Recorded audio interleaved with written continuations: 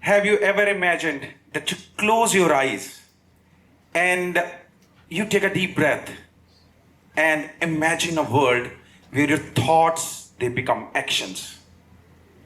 Isn't that intriguing? Isn't that fascinating? That you are sitting somewhere, maybe at your favorite place, and you have a very simple thought in your mind. You want to travel somewhere or you want to solve a problem. And the moment that single fleeting thought of inspiration comes to your mind, and it becomes the reality. How wonderful is that? You might be thinking that I'm talking something science fiction or something far-fetched dream, but it is the reality we are discussing here, guys. Future of technology is not any new device. It is AI with neural interface. That is how the world is changing. You know how beautifully till now we have evolved from the wheel, advent of the wheel, to the internet, Industrial Revolution 1 to Industrial Revolution 4. What we did is we created the interfaces, wheel, keyboards, screens, devices, gadgets, to communicate with the world or to bridge the gap between the human mind and the world. Now imagine if I say that we're gonna take away all those interfaces. And who's the interface? Your mind itself. Your thought itself is the next interface. You don't need anything else. You think, kaboom, it's happening. Isn't that interesting? Speaking a foreign language overnight, grasping your university degree maybe in a span of a week, right? Creating art just by thinking. So we are at the brink of something extraordinary. Technological revolution, or how we may call it human evolution. We humans are evolving to become the superhumans of today in this world. And that, how interesting that sounds, that these interfaces, they are breaking all the barriers of communication. You think a thought comes in your brain and it becomes action, not by typing, not by using a gadget, just kaboom, your thought converted into action. Have you ever imagined a world like that?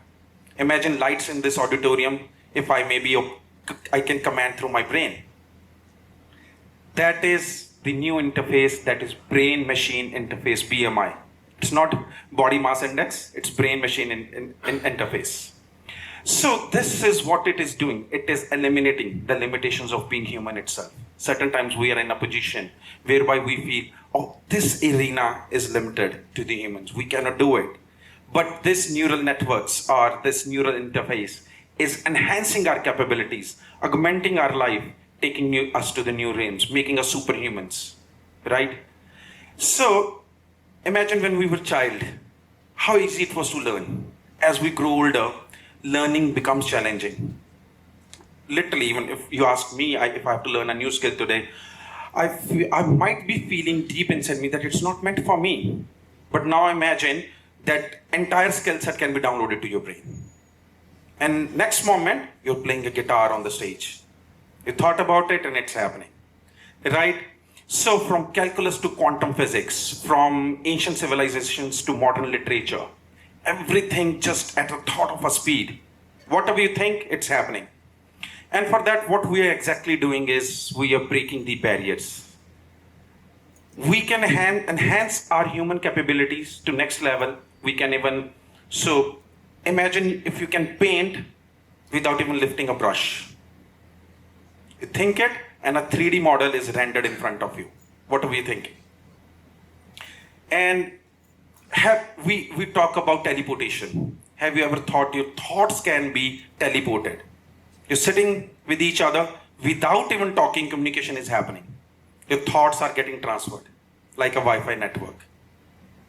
And this is the exactly reality I'm talking through neural interfaces augmented with artificial intelligence. And now this is about enhancing our life. But how about now these neural networks, these brain-machine interfaces, they helping us restore life. Imagine someone who has a paralysis. They cannot move their limbs. They cannot move their body. And with these neural interfaces, they can control any given device just with their thoughts. And it has actually happened. Someone with paralysis, they controlled the cursor on the computer with their thought. and they could type just with the thoughts. And imagine someone who's blind by birth, they cannot see. And now, suddenly, with this neural interfaces, the image or the video is directly projected to their brain. They're able to see, despite not having the eyes. That is restoring vision with this. And then enhancing our cognitive abilities. Whatever we humans, we are naturally intelligent. Now with the neural interfaces, we're going beyond the realm of our cognitive abilities, our mental well-being.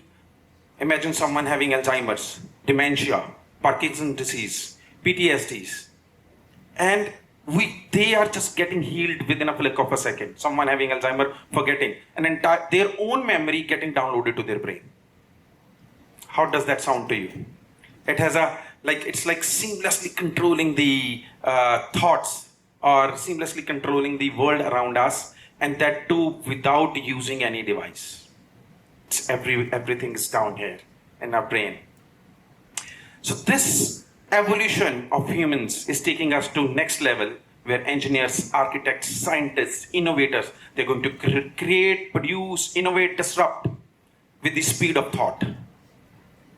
Had we ever imagined a world where things are happening at the speed of thought? When we are doing this, it's very interesting. You might all be getting intrigued with my talk right now, that wow, this is wonderful, right? There could be a chip that is getting inside the brain or maybe outside the brain. We are connecting, and maybe our thoughts are getting transferred from one point to another, or we can communicate with entire world sitting at one place. It could be possible we are controlling a device that is miles and miles away, or maybe located in some another country. But that also brings to us an ethical crossroad. Do we need it? What is the ethical dilemma here? We need to deploy these neural interfaces ethically, rightfully, knowledgeably. Being ethical is most important. You know why? We all do right things when someone is watching us. But what do we do when no one is watching us? Imagine your brain getting hacked.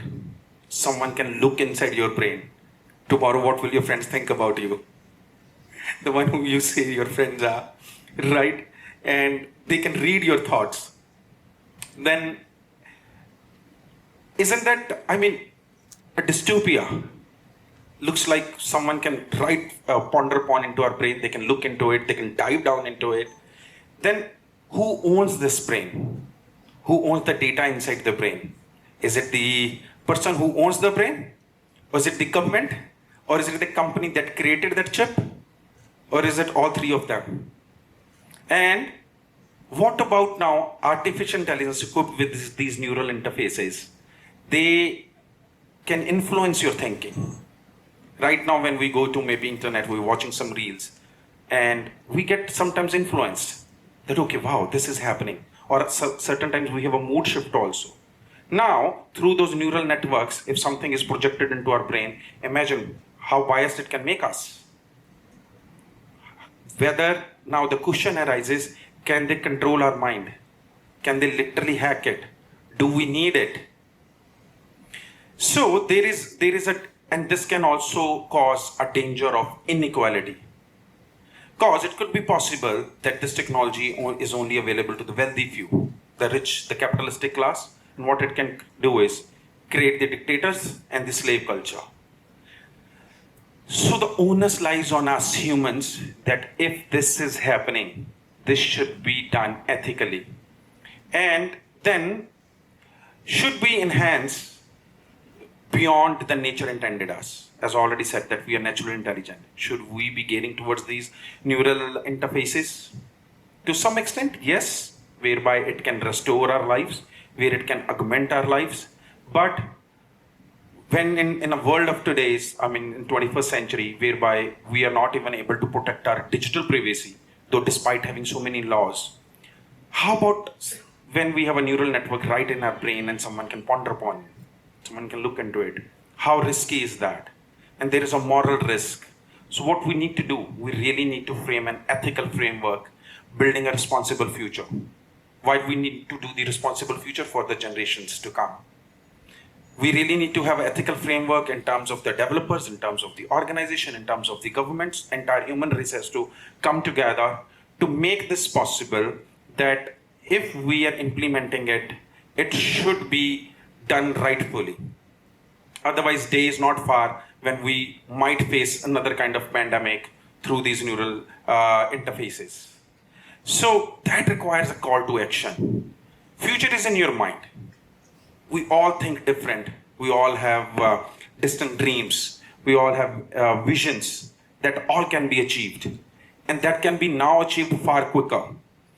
So it is man with machines energy. It could be that either a man is becoming a machine or machines are becoming more human. That is the question to be answered, and that I leave all up to you, that how you decide this future, that whether we need it or not, and are we ready to care for a future beyond the screens. Thank you so much.